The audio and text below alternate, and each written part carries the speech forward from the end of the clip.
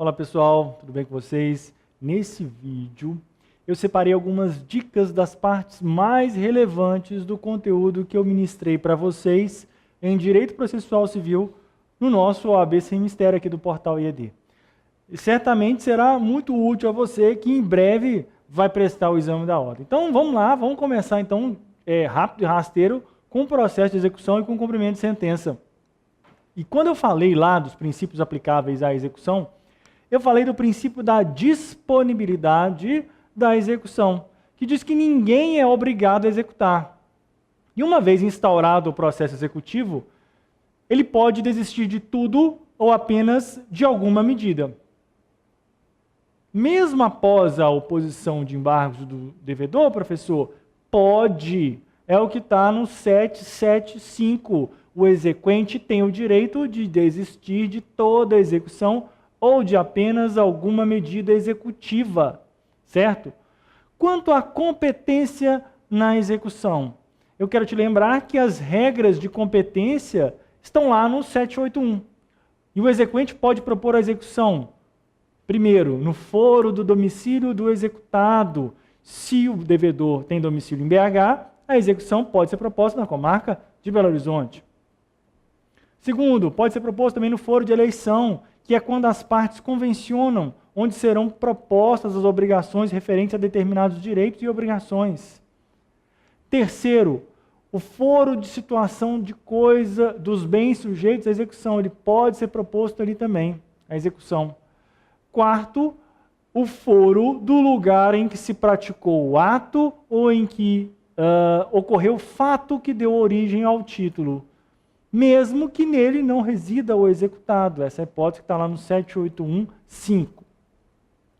E quando o executado ele possuir mais de um domicílio, por exemplo, Juiz de Fora e Belo Horizonte, ela poderá ser proposta em qualquer deles, ou seja, tanto em Juiz de Fora quanto em Belo Horizonte. E aí eu te pergunto, e quando o executado tiver domicílio incerto? Nesse caso, a execução poderá ser proposta no local onde o devedor for encontrado ou no domicílio do exequente. E quando tiver mais de um devedor com diferentes domicílios? Nesse caso, o exequente ele vai poder escolher o foro de domicílio de qualquer deles. Sobre a acumulação de execuções, eu falei para vocês que é quando se tem vários títulos executivos e se pretende acumular tudo em um único processo. Isso pode? Pode. Mas há requisitos para isso, e são requisitos cumulativos, ou seja, não vai poder faltar nenhum deles. O primeiro é de que as execuções precisam ser movidas por um único exequente, ou seja, um único credor. O segundo, elas precisam ser movidas contra o mesmo executado, o mesmo devedor. Terceiro, as execuções só podem ser cumuladas quando o mesmo juízo for competente. E quarto, para as execuções cumuladas, deve caber o mesmo procedimento. Então, não vai se poder cumular uma execução de obrigação de pagar com outra de não fazer, que vocês sabem tem procedimentos para execução distintos. Sobre os títulos executivos, não custa lembrar que título executivo é uma situação de direito. Para que haja uma execução, é indispensável o indivíduo possuir o título regulamentado em lei. Esse título ele conterá uma obrigação certa, líquida e exigível. O que é certeza? Um título é certo quando ele não deixa dúvida acerca de quem deve, para quem deve, como deve e o que deve. O que é liquidez? A liquidez ocorre quando o título permite, independentemente de qualquer outra prova, a exata definição da quantia devida. E o que é exigibilidade? Ocorre quando o cumprimento da obrigação prevista no título executivo não se submeter a termo, condição ou qualquer outra limitação. A obrigação precisa estar vencida. Gente, ainda que o credor tenha em mãos um título executivo, não custa lembrar que o processo executivo é uma faculdade do credor. É isso mesmo. Ele pode, por exemplo, ainda que tenha em mãos um título executivo judicial, extrajudicial, melhor dizendo, ajuizar uma ação de cobrança, que é uma ação típica de processo de conhecimento. É o que consta lá no artigo 785. Pergunta que, inclusive, já caiu no exame da ordem. Sentença arbitral é título executivo judicial ou extrajudicial? Judicial. Artigo 515, 7. Sentença arbitral é o ato que põe fim à arbitragem. Diferença entre fraude à execução e fraude contra credores. Gente, fraude à execução não se confunde com fraude contra credores. Fraude à execução é o ato atentatório à dignidade da justiça, através do qual o devedor, estando respondendo por uma execução, aliena seus bens para que eles não respondam pelo pagamento da dívida. É uma modalidade de alienação fraudulenta, praticada pelo devedor. O reconhecimento da fraude à execução leva à ineficácia do negócio jurídico fraudulento em relação ao exequente, ao credor, e faz com que a execução recaia sobre esse bem. Já a fraude contra credores, ela está regulamentada lá no artigo 158, artigo 158 e seguintes do Código Civil. A fraude contra credores, ela tem como requisito o eventus damini, ou seja, a diminuição do patrimônio do devedor que configure situação de insolvência. Segundo, o concílio fraudis, ou seja, é a intenção do devedor e do adquirente do bem de causar o dano por meio da fraude. Ou seja, é um conluio entre devedores e terceiros com a intenção de fraudar credores. A fraude contra credores se difere da fraude à execução pelo meio que se pretende alegar o vício. Enquanto a fraude à execução ela pode ser alegada e declarada nos próprios autos da execução, a fraude contra credores exige o ajuizamento de ação própria, a ação pauliana ou revocatória. Sobre a penhora. Nesse assunto da penhora, eu quero destacar com vocês os efeitos da anterioridade da penhora. Gente, havendo várias penhoras sobre o mesmo bem, quem penhorou primeiro tem preferência no recebimento dos valores sobre a alienação daquele bem, ok? Sobre a execução por quantia certa, o juiz, ao despachar inicial, fixará de plano os honorários advocatícios de 10% a serem pagos pelo executado. O devedor, então, ele é citado para pagar em 3 dias úteis. Cuidado, o CPC de 2015, diferentemente do CPC de 73, ele permite que seja realizada a citação postal no processo de execução autônomo. O prazo para pagamento começa a contar a partir do dia em que se efetivar a citação. Meus amigos, não tem aquele negócio de começar a contar prazo da juntada dos autos do mandado. Então, se a citação ocorreu numa terça-feira, o prazo de 3 dias para pagamento começa a contar já na quarta-feira. E caso o executado pague integralmente o débito? Nesse caso, pagando integralmente o débito no prazo de 3 dias, os honorários serão reduzidos pela metade, ou seja, em 5%, né? 10 e 5, né? Integralidade. Se no prazo de 3 dias não houver pagamento, o oficial de justiça realizará a penhora e avaliação dos bens, sem necessidade de uma nova ordem judicial. Por que sem nova ordem? Porque essa ordem já estava lá no mandado de citação. Isso está lá no parágrafo 1º do 829. Sobre os embargos à execução, eu quero deixar aqui alguns pontos importantes também. Ao contrário do processo de conhecimento, no processo de execução não há uma pesquisa acerca do direito das partes. Então, a execução pressupõe a existência de um direito certo, líquido e exigível.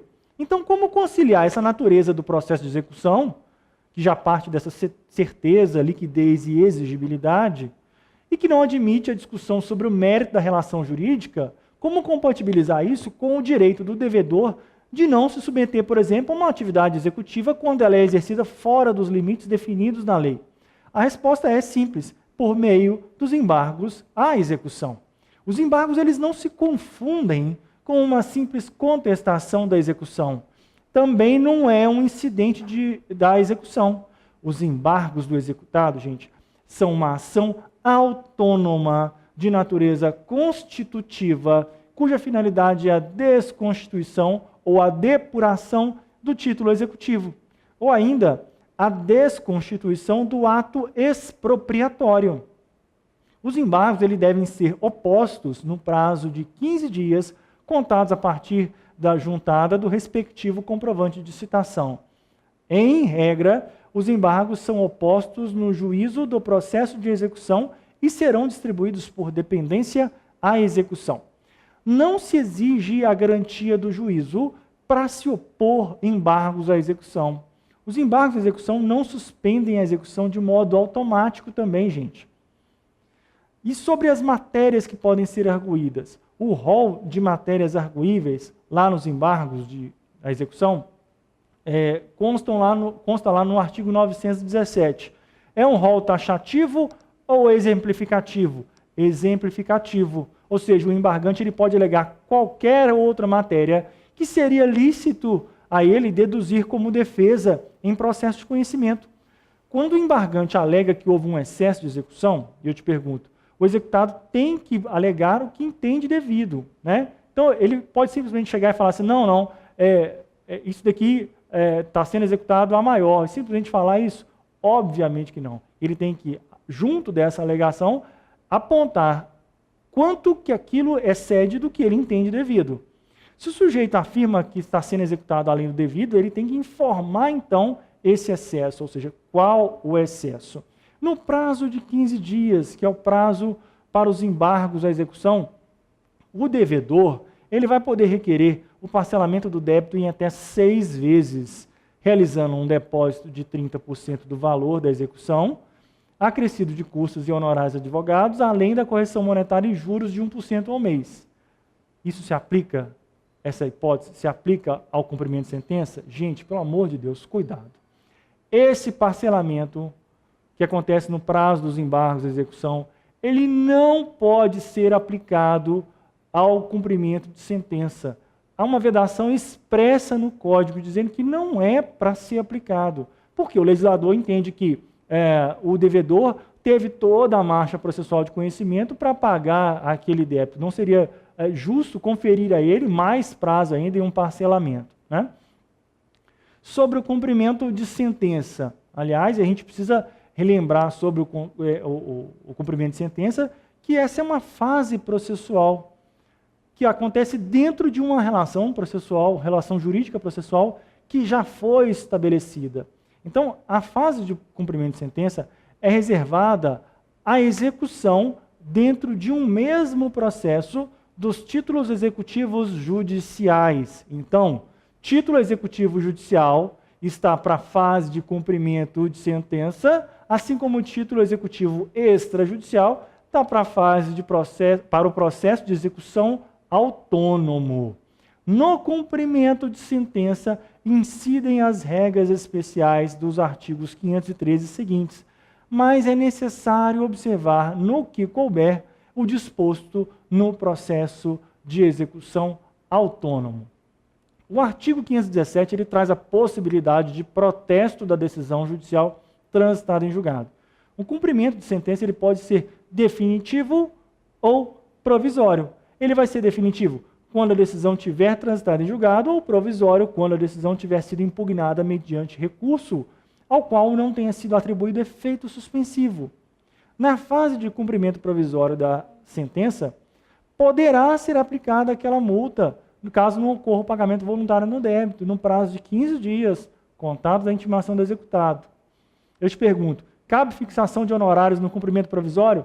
Sim, artigo 85, parágrafo 1º. Agora vamos falar sobre alguns pontos principais dos recursos. Sobre o efeito suspensivo, eu quero te lembrar que a regra é a não suspensividade da decisão, ou seja, não há efeito suspensivo automático da decisão. Cuidado! Na apelação, o que é regra vira exceção. Ou seja, na apelação a regra é o efeito suspensivo automático. Só não vai haver efeito suspensivo nas hipóteses previstas no artigo 1012, parágrafo 1º, 1 a 6. Sobre o recurso adesivo, é preciso lembrar que ele é uma forma de interposição, não é uma espécie de recurso, tá, gente? E ele é admitido nos recursos de apelação, no recurso especial e no recurso extraordinário.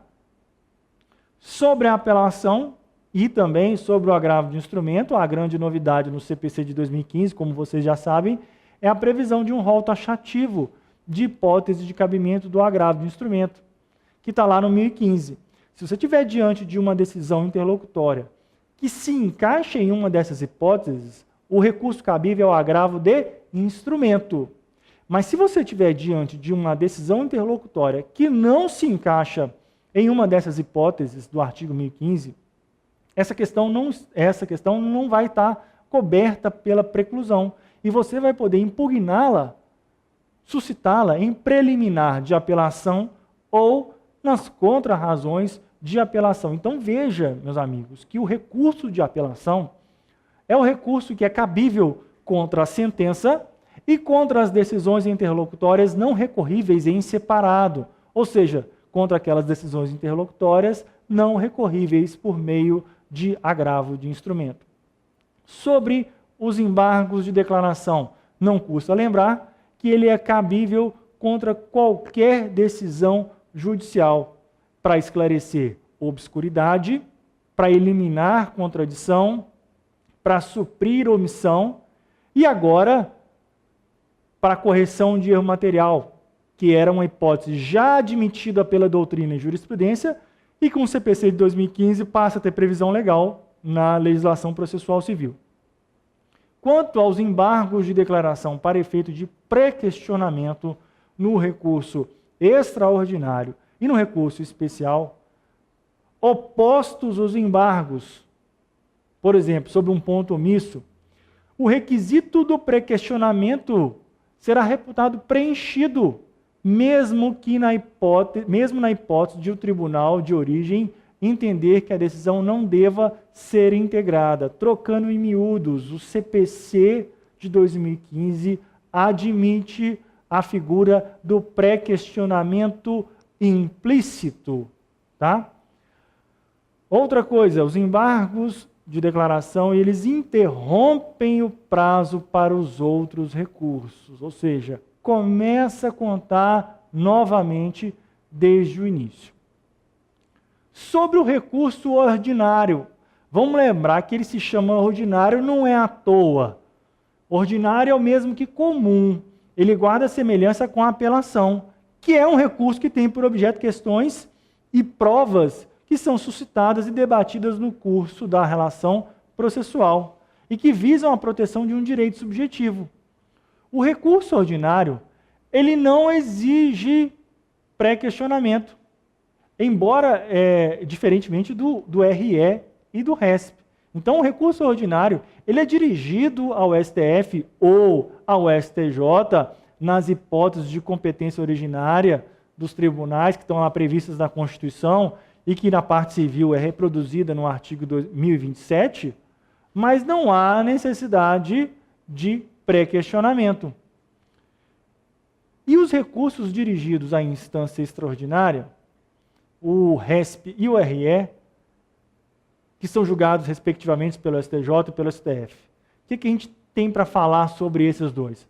Eles têm esse nome, gente, porque eles estão submetidos a um procedimento mais rigoroso de devolutividade, de admissibilidade. Ou seja, não é qualquer recurso ou fundamentação que vai abrir o espaço para que você faça uso de um RESP ou de um RE. Ele vai se restringir à matéria de direito. Então, o RE e o RESP, o recurso extraordinário e o recurso especial, neles não se admite a rediscussão de matéria fática. Eles não se prestam ao que a gente chama de correção da injustiça da decisão. Eles se prestam à unificação da aplicação do direito positivo. O seu inconformismo, por si só, não vai levar a admissibilidade do RESP ou do RE. São requisitos comuns tanto ao extraordinário quanto ao recurso especial. Primeiro, o esgotamento de todos os recursos ordinários, ou seja, só podem ser interpostos o RE e o RESP quando nada mais puder ser interposto na instância ordinária. O segundo requisito comum é o pré-questionamento da questão que se quer ver apreciada lá no STJ ou no STF. E o que é pré-questionamento? É a manifestação expressa, provocada ou não pela parte, sobre questão transferida, ou seja, devolvida nos recursos extraordinário ou especial. O terceiro requisito comum do RE e do RESP é a alegação de ofensa ao direito positivo. No caso do recurso extraordinário, a alegação é de ofensa ao direito constitucional, e no caso do recurso especial, a alegação será sobre o direito infraconstitucional. E agora eu quero fazer também uma importante ressalva que está lá na súmula 640 do STF. Gente, é cabível recurso extraordinário contra decisão proferida por juiz de primeiro grau nas causas de alçada ou por turma recursal de juizado especial civil e criminal. No nosso curso, nós explicamos o porquê desse entendimento. E também, a súmula 203 do STJ vai dizer que não cabe recurso especial contra decisão proferida por órgão de segundo grau dos juizados especiais. Então, de uma decisão proferida por turma recursal, cabe em tese recurso extraordinário, mas não caberá recurso especial. Pode caber reclamação ao STJ, mas recurso especial, não. E se o presidente ou vice-presidente do tribunal recorrido, ele inadmitir o recurso extraordinário ou RESP? Nesse caso, caberá, em regra, o recurso de agravo que está previsto no artigo 1042. Mas, pelo amor de Deus, cuidado. Se a decisão do relator no tribunal ela estiver fundada na aplicação de entendimento firmado em regime de repercussão geral ou de recurso repetitivo, caberá não o agravo do 1042, mas vai caber o agravo interno, ok? Bom, gente, com essas dicas, eu desejo a vocês muito boa sorte no exame da ordem.